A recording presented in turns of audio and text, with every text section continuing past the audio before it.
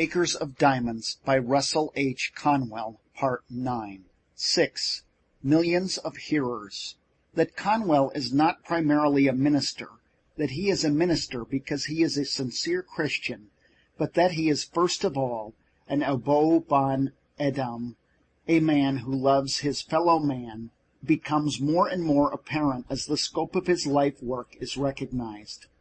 One almost comes to think of his pastorate of a great church as even a minor matter besides the combined importance of his educational work, his lecture work, his hospital work, his work in general as a helper to those who need help. For my own part, I should say that he is like some of the old-time prophets, the strong ones who found a great deal to attend to in addition to the matters of religion.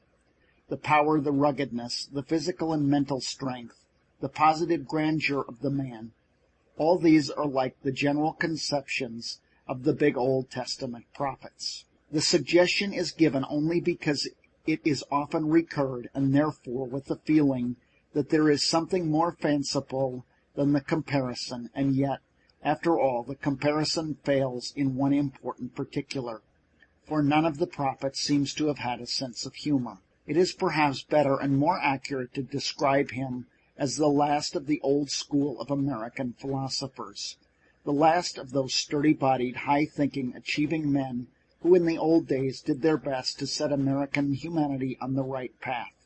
Such men as Emerson, Alcott, Gough, Wendell Phillips, Garrison, Burrard Taylor, Beecher, men who Conwell knew and admired in the long ago, and all of whom have long since passed away. And Conwell, in his going up and down the country, inspiring his thousands and thousands, is the survivor of that old-time group who used to travel about, dispensing wit and wisdom and philosophy and courage to the crowded benches of country lyceums and the chairs of schoolhouses and town halls, or the larger and more pretentious gathering places of the city. Conwell himself is amused to remember that he wanted to talk in public from his boyhood, and that very early he began to yield to his inborn impulse.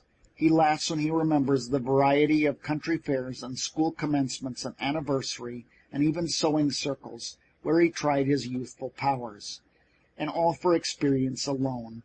In the first few years, except for possibly such a thing as a ham or a jackknife, the first money that he ever received for speaking was, so he remembers with glee, 75 cents, and even that was not for the talk, but for horse hire. But at the same time, there is more than amusement in recalling those experiences, for he knows that they were invaluable to him as training, and for over half a century he has affectionately remembered John B. Gough, who, in the height of his own power and success, saw resolution and possibilities in the ardent young hillman, and actually did him the kindness and the honor of introducing him to an audience in one of the Massachusetts towns.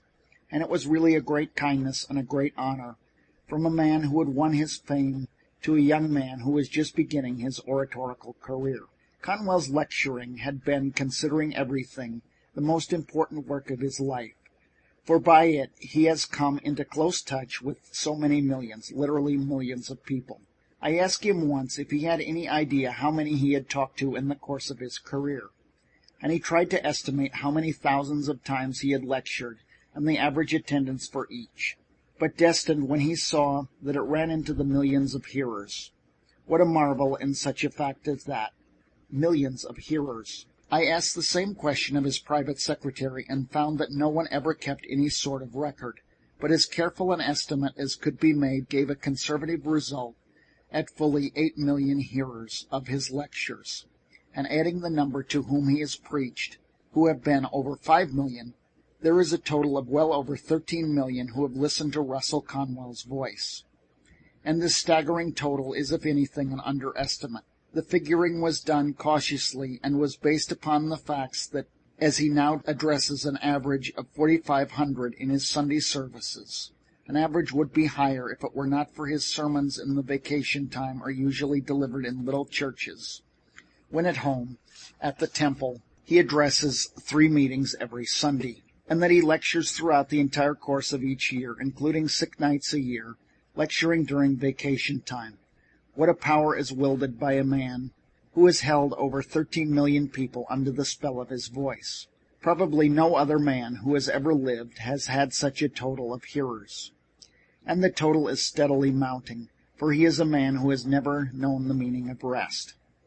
I think it is almost certain that Dr. Conwell has never spoken to anyone of what, to me, is the finest point of his lecture work, and that is that he still goes gladly and for small fees to the small towns that are never visited by other men of great reputation. He knows that it is the little places, the out-of-way places, the submerged places, that most need the pleasure and a stimulus, and he still goes out, man of well over 70 that he is, to tiny towns in distant states, heedless of the discomforts of traveling, of the poor little hotels that seldom have visitors, of the oftentimes hopeless cooking and the uncleanness, of the hardship and the discomforts of the unventilated and overheated or underheated halls. He does not think of claiming the relaxation earned by a lifetime of labor, or if he ever does, the thought of the sword of John Ring restores instantly to his fevered earnestness. How he does it, how he can possibly keep up, is one of the greatest marvels of all. I have before me a list of his engagements for the summer weeks of the year 1915, and I shall set it down because it will specifically show far more clearly than the general statements of the kind of work he does. The list is the itinerary of his vacation lecturing every evening but Sunday, and on Sunday preaching in the town where he happens to be. June 24th, Ackley, Iowa. July 11th, Brookings, South Dakota. 25th, Waterloo, Iowa. 12th, Pipestone, Minnesota. 26th, Decorah, Iowa. 13th, Hawarden, Iowa. 27th, Waukon, Iowa. 14th, Canton, South Dakota. 28th, Red Wing, Minnesota. 15th, Cherokee, Iowa. 29th, Red River Falls, Wisconsin. 16th, Pocahontas, Iowa. 30, Northfield, Minnesota. 17, Glidden, Iowa. July 1st, Faribault, Minnesota. 18th, Boone, Iowa. 2nd, Spring Valley, Minnesota. 19th, Dexter, Iowa. 3, Blue Earth, Minnesota. 20, Indianola, Iowa. 4th, Fairmont, Minnesota. 21st, Croydon, Iowa. 5th, Lake Crystal, Minnesota. 22nd, Essex, Iowa. 6th, Redwood Falls. 23rd, Sidney, Minnesota. 24th, Falls City, Nebraska. 7th, Wilmer, Minnesota. 25th, Hiawatha, Kansas. 8th, Dawson, Minnesota. 26th, Frankfort, Kansas. 9th, Redfield, South Dakota. 27th, Greenleaf, Kansas. 10th, Huron, South Dakota. 28th, Osborne, Kansas. July 29th, Stockton, Kansas. August 14th, Honesdale, Pennsylvania. 30th, Phillipsburg, Kansas. 15th, Honesdale, Pennsylvania. 31st, Mankato, Kansas. 16th, Carbondale, Pennsylvania. En route to the next date on. 17th, Montrose, Pennsylvania, circuit. 18th, Tuckhannock, Pennsylvania. August 3rd, Westfield, Pennsylvania. 19th, Nanticoke, Pennsylvania. 4th, Galston, Pennsylvania. 20th, Stroudsburg, Pennsylvania. 5th, Port Allegheny, Pennsylvania. 21st, Newton, New Jersey. 6th, Wellsville, New York. 22nd, Newton, New Jersey. 7th, Bath, New York. 23rd, Hackettstown, New Jersey. 7th, Bath, New York. 23rd, Hackettstown, New Jersey. 8th, Bath, New York. 24th, New Hope, Pennsylvania. 9th, Penn Yan, New York. 25th, Doylestown, Pennsylvania. 10th, Athens, New York. 26th, Phoenixville, Pennsylvania. 11th, Oswego, New York. 27th, Kennett, Pennsylvania. 12th, Patchogue, Long Island, New York. 28th, Oxford, Pennsylvania. 13th, Port Jarvis, New York. 28th, Oxford, Pennsylvania. Preach on Sunday. And all these hardships, all this traveling and lecture, which would test the endurance of the youngest and strongest, this man of over 70 assumes without receiving a particle of personal gain. For every dollar he makes by it is given away in helping those who need helping. That Dr. Conwell is immensely modest is one of the curious features of his character. He sincerely believes that to write his life would be, in the main, just to tell what people have done for him. He knows and admits that he works unweariedly, but in profound sincerity he ascribes to success of his plans of those who have seconded and assisted him. It is just the way that he looks upon every phase of his life. When he is reminded of the devotion of his old soldiers, he remembers it only with a sort of pleased wonder that they gave the devotion to him, and quite forgets that they loved him because he was always ready to sacrifice, ease, or risk his own life for them. He depreciates praise. If anyone likes him, the liking need not be shown in words, but in helping along a good work. That his church has succeeded has been because of the devotion of the people. That the university have succeeded is because of the splendid work of the teachers and pupils. That the hospitals have done so much has been because of the noble services of physicians and nurses. To him, as he himself expresses it, realizing that success has come to his plans, it seems as if the realities are but dreams. He is astonished by his own success. He thinks mainly of his own shortcomings. God and man have never been very patient with me. His depression is at times profound when he compares the actual results with what he would like them to be. For always he hopes to have soaring far in advance of achievement, that is, the hitch your chariot to a star idea. His modesty goes hand in hand with kindness, and I have seen him let himself be introduced in his own church to his congregation when he is going to deliver a lecture there, just because a former pupil of the university who is present, Conwell knows, is ambitious to say something inside the temple walls, and this seemed to be the only opportunity. I have noticed when he travels that the face of the newsboys brighten as he buys a paper from him, that the porter is all happiness, the conductor and brakemen are devotedly anxious to be of age. Everywhere the man wins love. He loves humanity, and humanity responds to the love. He has always won the affection of those who knew him. Bayard Taylor is one of the many. He and Bayard Taylor loved each other for a long acquaintance and fellow experience as worldwide travelers. Back in the years when comparatively few Americans visited the Nile or the Orient or even Europe. When Taylor died, there was a memorial service in Boston at which Conwell was asked to preside, and as he wished for something more than addresses, he went to Longfellow and asked him to write and read a poem for the occasion. Longfellow had not thought of writing anything, and he was too ill to be present at the services. But there was always doing something contagiously inspiring about Russell Conwell when he wishes something to be done. The poet promised he could do what he could, and he wrote and sent the beautiful lines beginning, "Dead he lie among his books, the peace of God was in his books." Many men of letters, including Ralph Waldo Emerson, were present at the service, and Dr. Conwell induced Oliver Wendell Holmes to read the lines, and they were listened to amid profound silence to the fine ending. Conwell, in spite of his widespread hold on millions of people, has never won fame, recognition, or general renown.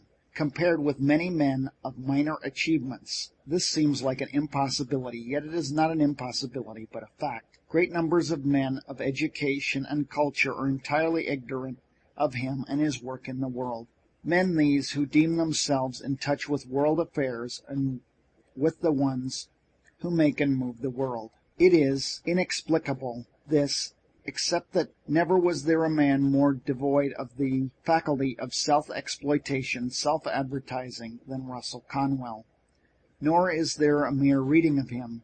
Do his words appeal with anything like the force of the same words uttered by himself? For always with his spoken words is his personality. Those who have heard Russell Conwell or have known him personally recognize the charm of the man and his immense forcefulness. But there are many among them, those who control publicity through books and newspaper, who thought they ought to be in the warmest in their enthusiasm, have never felt drawn to hear him, and if they know him at all, think of him as one who pleases in a simple way the commoner folk, forgetting in their pride that every really great man pleases the common ones, and that simplicity and directness are attributes of real greatness. But Russell Conwell has always won the admiration of the really great, as well as the humbler millions.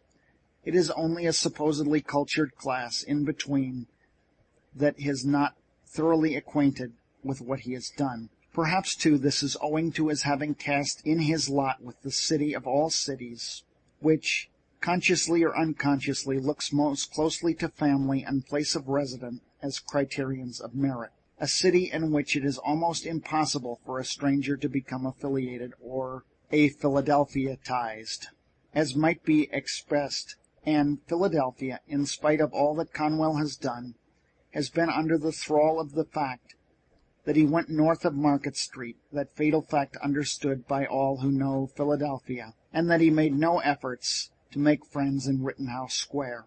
Such considerations as seem absurd in this 20th century, but in Philadelphia there are still potent tens of thousands of Philadelphians love him, and he is honored by its greatest men. But there is a class of the pseudo-cultured who do not know him or appreciate him, and it needs also to be understood that outside of his own beloved temple, he would prefer to go to a little church or a little hall and to speak to the forgotten people in the hopes of encouraging and inspiring them and filling them with a hopeful glow, rather than speak to the rich and comfortable.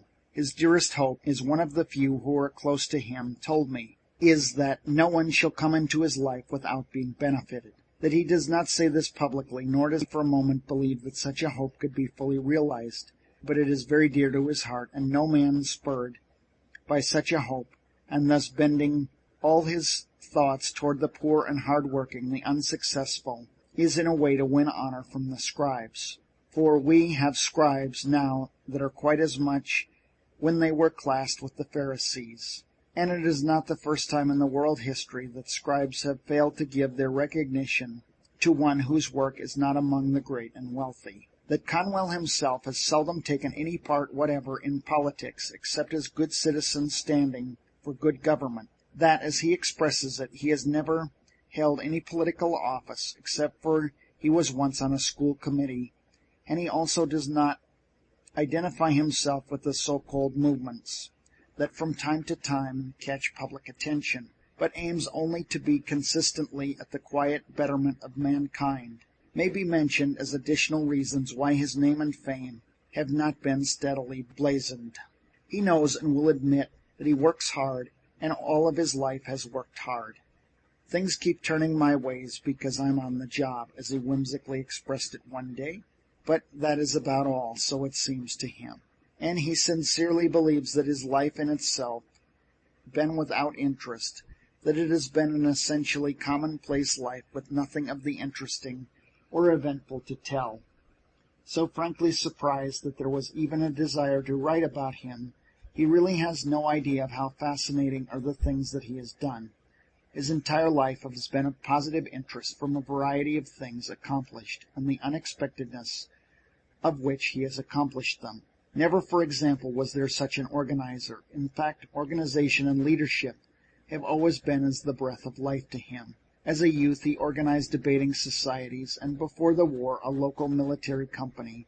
While on garrison duty in the Civil War, he organized what was believed to have been the first free school for colored children in the South. One day, Minneapolis happened to be spoken of, and Conwell happened to remember that he organized, when he was a lawyer in that city, what would become the first YMCA branch there. And he even started a newspaper, and it was a natural that the organizing instinct, as the years advanced, should lead him to greater and greater things, such as his church, with the numerous association formed within itself.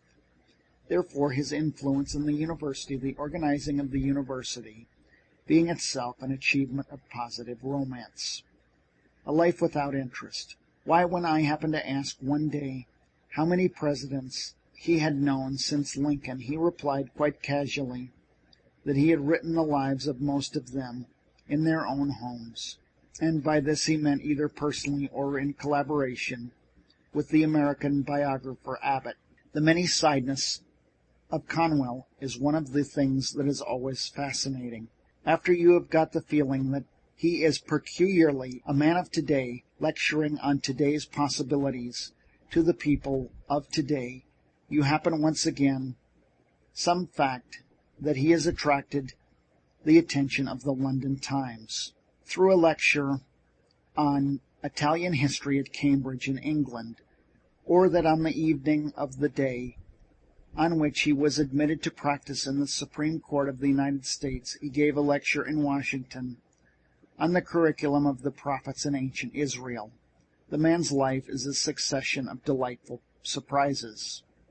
An odd trait of his character is his love for fire.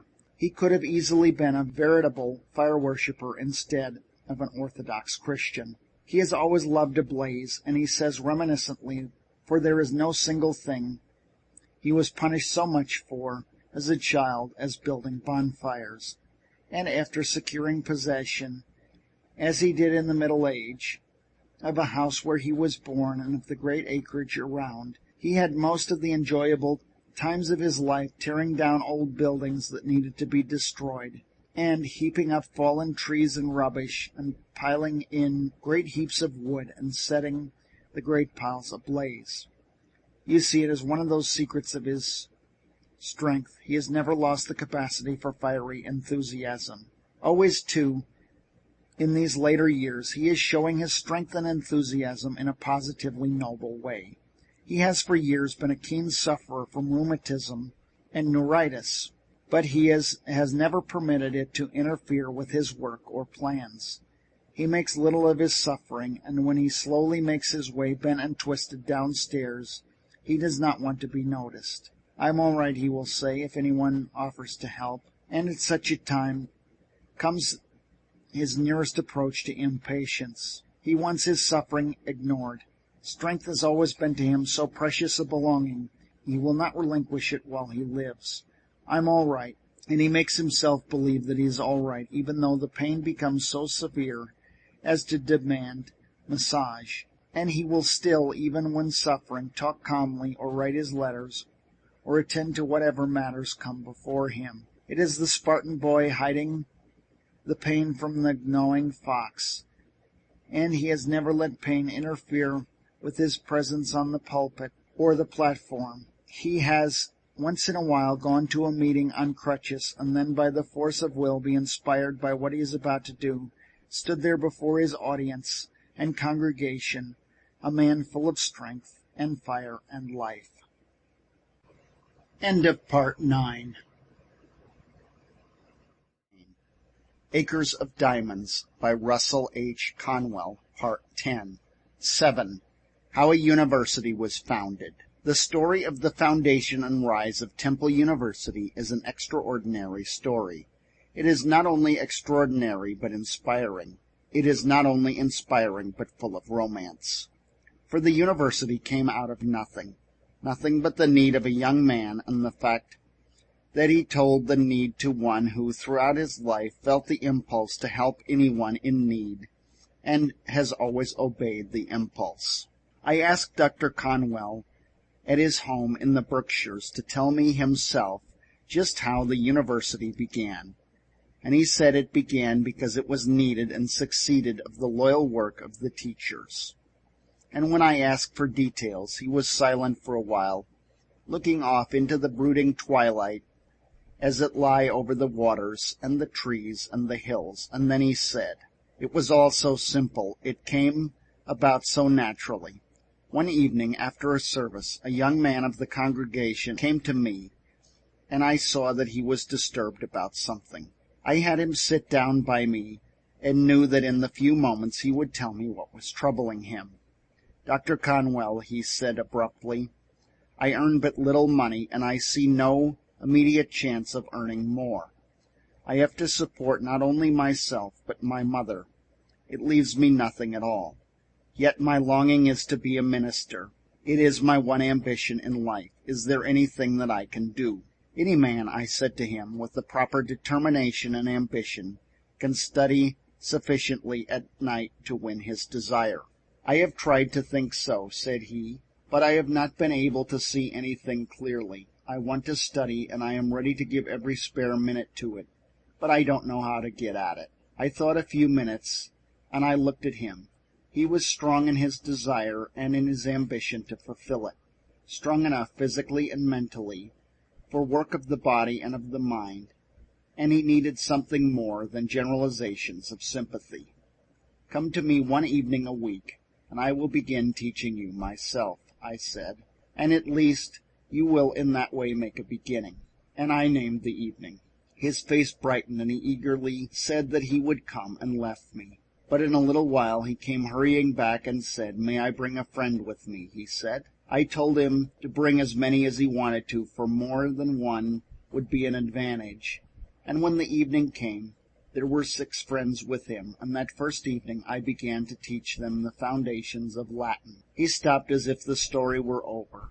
He was looking out thoughtfully over the waning light, and I knew that his mind was busy in those days of the beginning of the institution he so loves, and whose continued success means so much to him. In a little while he went on. That was the beginning of it, and there was little more to tell. By the 3rd evening the number of pupils had increased to 40.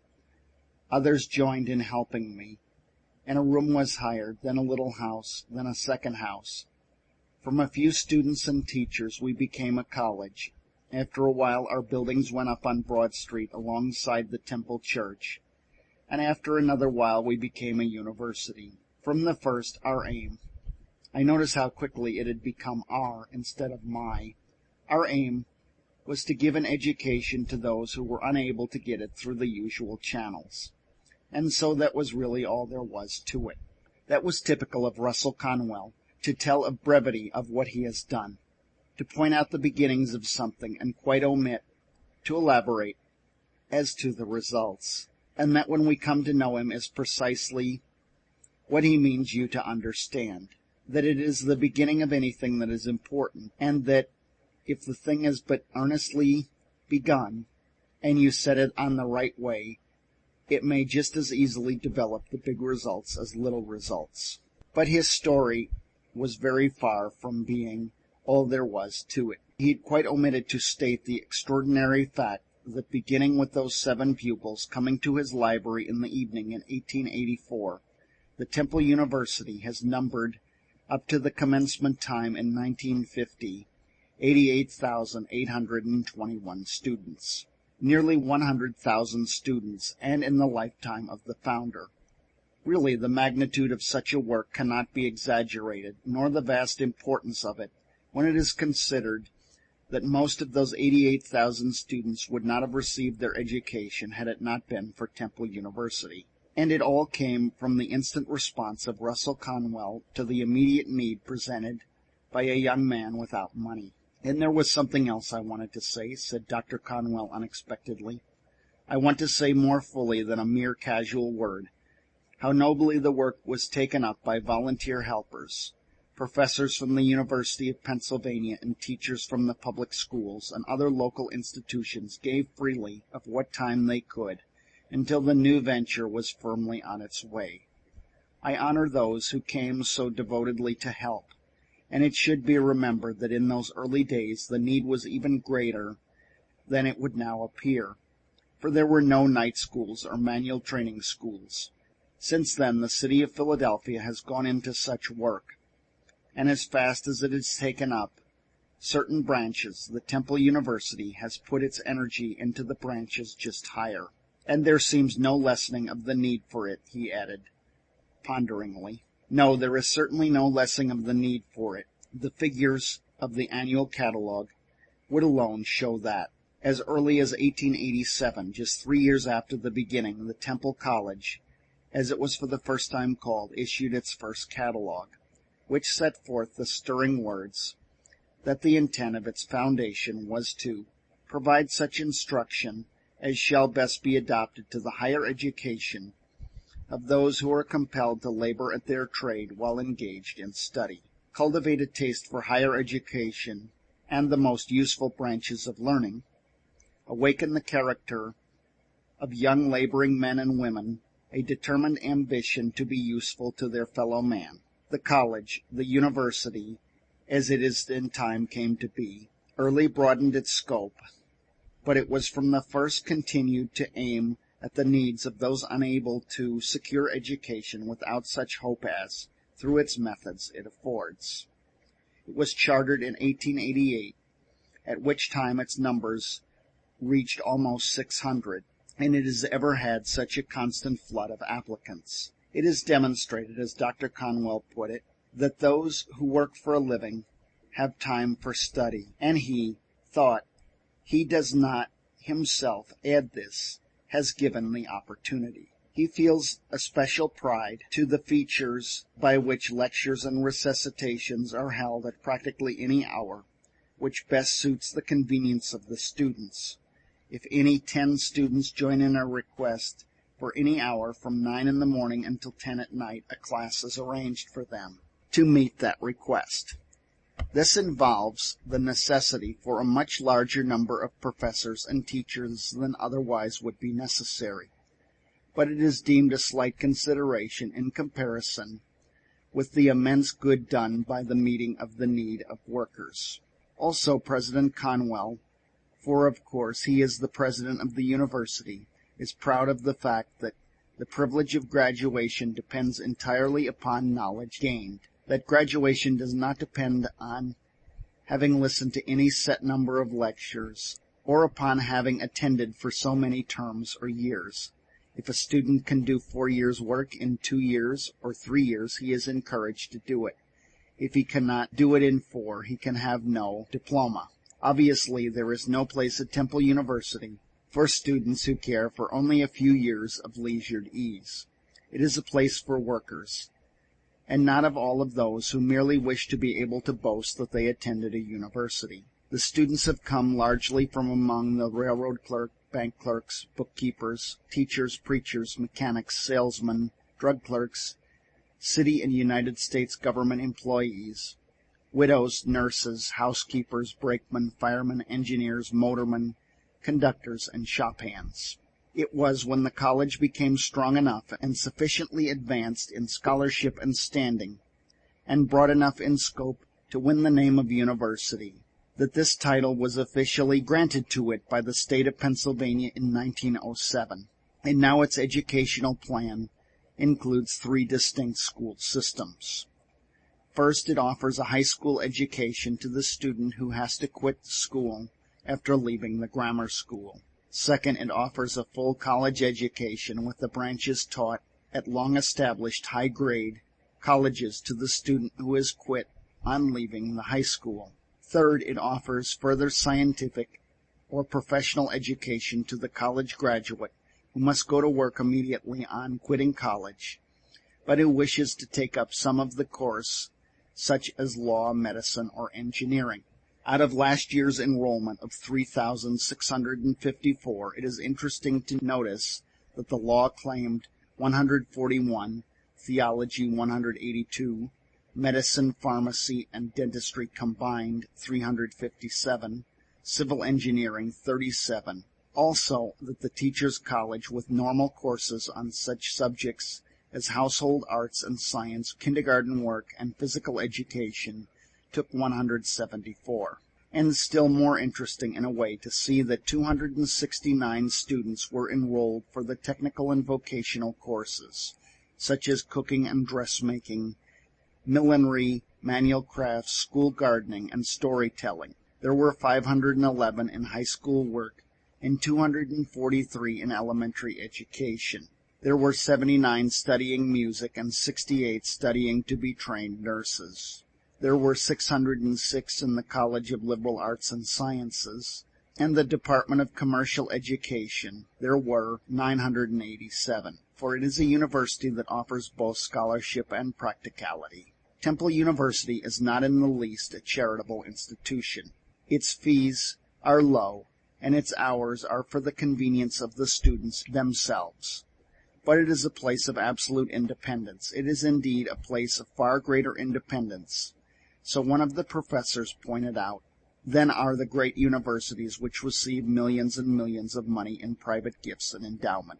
Temple University in its early years was solely in need of money, and often there were thrills of expectancy when some man of mighty wealth seemed on the point of giving, but not a single one ever did, and now the Temple likes to feel that it is glad of it. The Temple, to quote in its own words, is an institution for strong men and women who can labor with both mind and body, and the management is proud to be able to say that, although great numbers have come from distant places, not one of the many thousands ever failed to find an opportunity to support himself.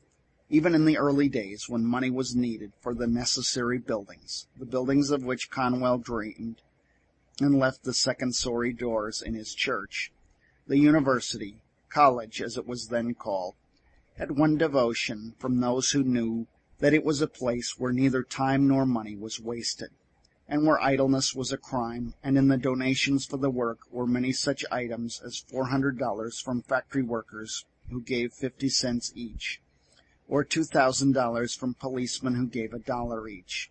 Within 2 to 3 years past, the state of Pennsylvania has begun giving it a large sum annually, and this state aid is public recognition of the Temple University as an institute of high public value, the state money invested in the brains and hearts of the ambitious. So eager is Dr. Conwell to place the opportunity of education before everyone that even his servants must go to school. He is not one of those who can see needs that are far away, but not those that are right at home.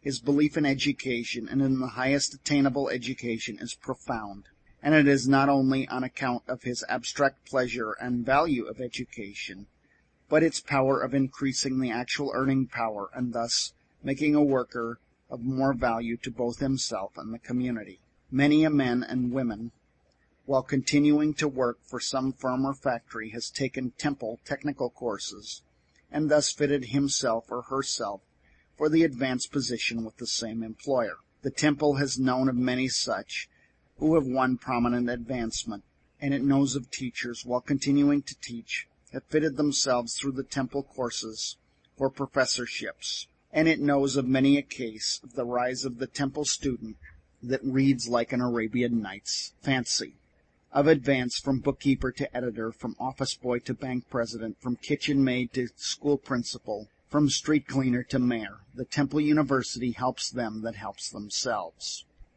President Conwell told me personally of one case that especially interested him because it seemed to exhibit, in a special degree, the Temple possibilities. And it particularly interested me because it also showed in high degree the methods and personalities of Dr. Conwell himself. One day a young woman came to him and said she had earned only $3 a week, and she desired very much to make more. "Can you tell me how to do it?" she said. He liked her ambition and her directness, but there was something he felt doubtful about, and that was that she looked too expensive for $3 a week. Now, Dr. Conwell is a man you would never suspect of giving a thought to the hat of a man or woman, but as a matter of fact there is very little that he does not see. But though that hat seemed too expensive for $3 a week, Dr. Conwell is not a man who makes snap judgments harshly, and in particular he would be the last man to turn away hastily one who sought him out for help. He never felt, nor could possibly urge upon anyone, contentment with the humble lot he stands for, advancement. He has no sympathy with that dictum of the smug that has come to us from a nation tight-bound for centuries by its gentry and aristocracy, about being contented with the position in which God has placed you, for he points out that the Bible itself holds up advancement and success as things desirable. And as the young woman before him, it developed, through discreet inquiry, veiled by frank discussion of her case, that she had made the expensive-looking hat herself, whereupon not only did all of the doubtfulness and hesitation vanish, but he saw at once that she could better herself. He knew that a woman who could make a hat like that herself could make hats for other people, and so go into millinery as a business, he advised. "Oh, if only I could," she exclaimed. "But I know that I don't know enough. Take the millinery course in Temple University, he responded. She had not even heard of such a course, and when he went on to explain that she could take it and at the same time continue at her present work until the course was concluded, she was positively ecstatic. It was all so unexpected, this opening of the view of a new and broader life. She was an unusual woman, concluded Dr. Conwell, and she worked with enthusiasm and tirelessness. She graduated, went to an upstate city that seemed to offer a good field, opened a millinery establishment there, and with her own name above the door, became prestigious. It was only a few years ago, and recently I had a letter from her telling me last year she netted a clear profit of $3,600. I remember a man, himself of distinguished position, saying of Dr. Conwell, it was difficult to speak in tempered language of what he has achieved. And that just expresses it. The temptation is to consistently use superlatives, for superlatives fit. And of course he has succeeded for himself, and succeeded marvelly, in his rise from the Rocky Hill farm.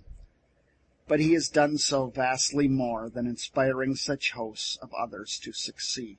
A dreamer of dreams, a seer of visions, and what realizations have come.